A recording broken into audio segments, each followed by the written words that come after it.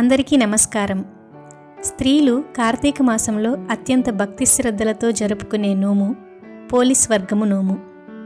ప్రాచీన కాలం నుంచి కార్తీక మాసంలో స్త్రీలందరినీ ప్రభావితం చేసే నోములలో పోలీస్ వర్గం నోము ఒకటి. కార్తీక మాసం చివరకు రాగానే గుర్తుకు వచ్చేది పోలీస్ వర్గము. ఇంతకీ ఎవరు ఈ పోలి? ఆమె వెనుక ఉన్న కథ ఏమిటి? దానిని తలుచుకుంటూ సాగే ఆచారం ఏమిటి అని ఈ వీడియోలో మనం తెలుసుకుందాం. పోలీస్ వర్గం అచ్చంగా తెలుగువారి కథ. ఆశ్వయుజ అమావాస్య మొదలుకొని కార్తీక అమావాస్య వరకు ప్రాతకాలమే లేచి నదీ స్నానం చేసి దీపములను వెలిగించలేని వారు ఈ పోలీస్ వర్గం నాడు తెల్లవారుజామునే లేచి నదిలో స్నానం ఆచరించి అరటి దొప్పలలో దీపాన్ని వెలిగించి ఆ పారే నీటిలో ఆ దీపాన్ని వదిలిపెట్టిన ఎడల కార్తీక మాసం అంతా తెల్లవారుజామున నదీ స్నానం ఆచరించిన ఫలితము, దీపమును వెలిగించిన ఫలితమును పొందుదురు. స్త్రీలందరూ ఈ కార్తీక అమావాస్య రోజున కాకుండా మర్నాడు వచ్చే పాడ్యమి రోజున కలిసికట్టుగా నదీ స్నానం చేసి నది ఒడ్డునే దీపములను వెలిగించి నోమును ఆచరించి బ్రాహ్మణులకు స్వయం పాకములు దీపదానములు ఇచ్చి ఆశీర్వాదం పొందుతారు. అనగనగా ఒక మారుమూల గ్రామంలో రజక కులానికి చెందిన ఒక అతనికి 5 కొడుకులు ఉండేవారు. వారికి పెళ్ళిళ్ళు అయిన తర్వాత 5 కోడళ్ళు వచ్చారు.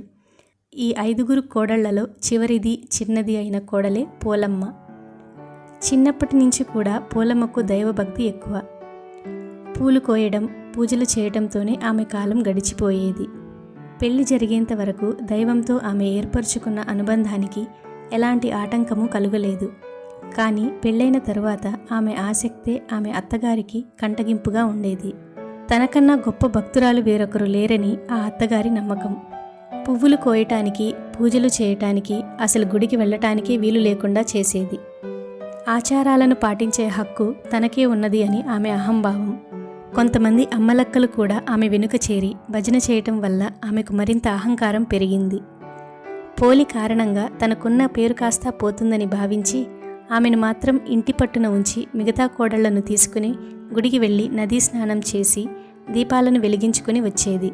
కానీ అత్తగారు చేసిన ప్రయత్నాలేవీ సాగలేదు.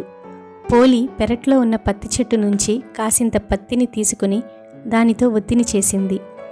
చల్లకవ్వానికి ఉన్న వెన్నను రాసి దీపాన్ని వెలిగించేది. ఆ దీపం కూడా ఎవరికీ కనిపించకుండా ఉండేందుకు దానిమీద బుట్టను బోర్లించేది. ఇలా కార్తీక మాసం అంతా నిర్విఘ్నంగా దీపాలను వెలిగించింది పోలి.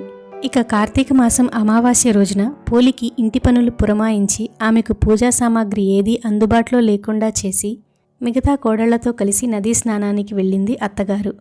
కానీ పోలి ఏమాత్రం బాధపడకుండా ఎప్పటిలాగే ఇంటి పనులన్నీ చకచకా ముగించుకుని బావి దగ్గరే స్నానం చేసి కార్తీక దీపాన్ని వెలిగించింది. దైవానికి నమస్కరించి వారి ఇంటిలో గల పెద్ద బాణలో నిండుగా నీరు పోసి ఆ నీరే గంగాజలంగా భావించి ఆ కార్తీక దీపాన్ని ఆ నీటిలో వదులుతుంది. ఎన్ని అవాంతరాలు వచ్చినా, ఎంత కష్టమైనా ధర్మాచరణ చేసిన పోలిని చూసి దేవతలకు ముచ్చటేసింది.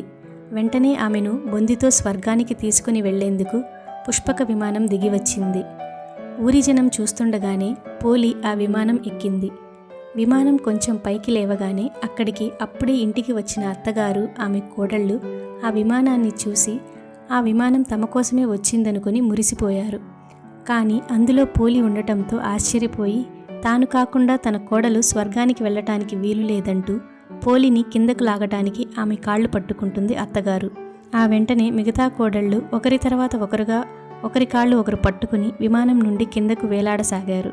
అది చూసిన దేవతలు పోలితో వారికి పోలిక లేదంటూ విమానం నుండి వారిని కిందకి తోసేస్తారు. అలా పోలి బొందితో స్వర్గానికి వెళ్ళిపోతుంది. ఈ నేపథ్యంలో తెలుగునాట స్త్రీలంతా పోలిని తలుచుకుంటూ అమావాస్య రోజు ఉదయాన్నే అరటి దొప్పలలో ఒత్తులను వెలిగించి నీటిలో వదులుతారు.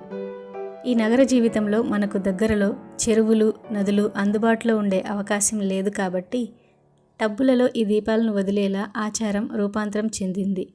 ఇలా వదిలిన అరటి దీపాలను చూసుకుంటూ పోలిని తలుచుకుంటారు. కార్తీక మాసంలో ఏ రోజు దీపాన్ని వెలిగించలేకపోయినా కూడా ఈ రోజున 30 ఒత్తులను వెలిగించి నీటిలో వదిలితే మాసమంతా దీపారాధన చేసిన పుణ్యం వస్తుందని చెప్తారు. వీలైతే ఈ రోజున బ్రాహ్మణులకు దీపాన్ని కానీ స్వయం పాకాన్ని కానీ దానం చేస్తూ ఉంటారు. తెలుగువారు ఇటు పోలిని అటు దీపాన్ని కూడా శ్రీ మహాలక్ష్మి రూపంగా భావిస్తుంటారు. అందుకని చాలామంది ఈ పోలి దీపాలను అమావాస్య రోజున కాకుండా మర్నాడు వచ్చే పాడ్యమి రోజున వెలిగించుకుంటారు. ఇది పోలి స్వర్గం యొక్క వివరం. కార్తీక మాసం దీపాలను వెలిగిస్తే బొందితో స్వర్గానికి చేరుకుంటామా లేదా అన్నది తర్వాత మాట. ఆచారాన్ని పాటించాలన్న మనసు ఉన్నప్పుడు మార్గం దానంతటదే కనిపిస్తుందని చెప్పడం ఈ కథలోని ఆంతర్యం. భగవంతుని కొలుచుకోవడానికి కావాల్సింది శ్రద్ధే కానీ ఆడంబరం కాదని చెప్తుంది. అన్నింటికీ మించి అహంకారంతో సాగే పూజలు ఎందుకు పనికిరావని హెచ్చరిస్తుంది. అత్తాకోడళ్ల మధ్య సఖ్యత ఉండాలన్న నీతిని బోధిస్తుంది.